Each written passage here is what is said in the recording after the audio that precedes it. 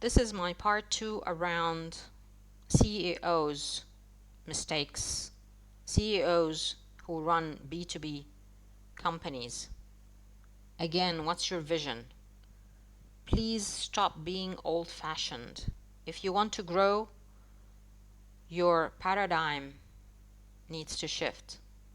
Think differently. Yes, your construction, real estate, your government, education, all of that stuff. At the end of the day, people want to buy from people and think of you as people. You have tools. You will start the journey of building a brand by understanding your differentiator, competitive context, your values. What are you going to offer to these businesses differently? And how does that cascade into the organization with their employees? Hence the added value. I can't deny that the process is slightly complex because you have pitches and you have multi-stakeholders.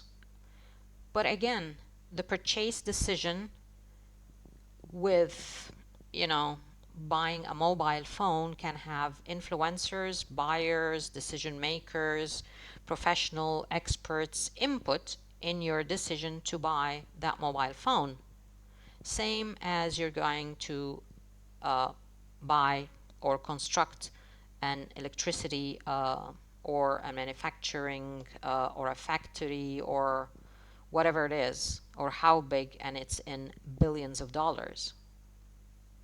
It's complex, it's a lot of money, and we're saying a lot of money, isn't that worth that you sit down and see if the status quo has changed? Because it has. Yeah, let me tell you, in the last 2 to 3 years, it has changed. And one angle that you miss as the head of organization is your power. You are the face of the organization and your leadership team. Why do you think when we put a picture of Apple, something comes to mind? Yes, Steve Jobs. Microsoft, Bill Gates. But these are leaders and they've done this for like over 15, 20 years. What about you today? Yes, it is important to build your personal brand. Or somebody else in your organization, could be 2 to 3 people, because people will check you out. You have to have proper social media that reflects the values and the differentiator of your company. I always try to use the word values with a little bit of caution, because at a corporate level, unfortunately, it's pretty much abused. So I'd rather use your differentiator. How are you going to make a difference in the day-to-day business activity and at the end of the year results of your customer? Yes, that's the end deal. This is what you need to think of. And actually, I think it's easier for you to do that because it's big money and the pie is small. It's one-on-one targeting. And for that, you need a conversation, a rapport. You are building a rapport and a dialogue with a person, not a company. And therefore, you need to be a brand, whether as a personal brand, as a CEO or leadership team, or your company, and everybody who is in that company represents you as a brand. The caveat though, do they actually know what you stand for? There are tons and tons of communication material that I see every day that is trashy. There are employees who are titled PR. What is that? Employee branding, corporate branding. At the end of the day, you are building a brand. And the process is the same. It is a thinking process. I'm going to continue to say that. It does not really matter what sector or product you are offering.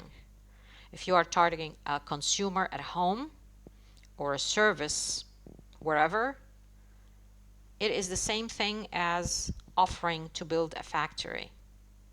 Thinking process. Activation is different. Communication is the same, as in it has to be strategic. It has to be curated with an eye on your equity, your differentiator. People need to know what are they buying into. Why should I have you as my supplier? What is the message? And who will be the face of the organization? Networking. Networking is huge in the B2B world, which is understood and has been there forever. I always endorse it. Expos, trade, shows, and fairs. It's about networking, but who are you? Are you a good speaker? What's your image? What's your message?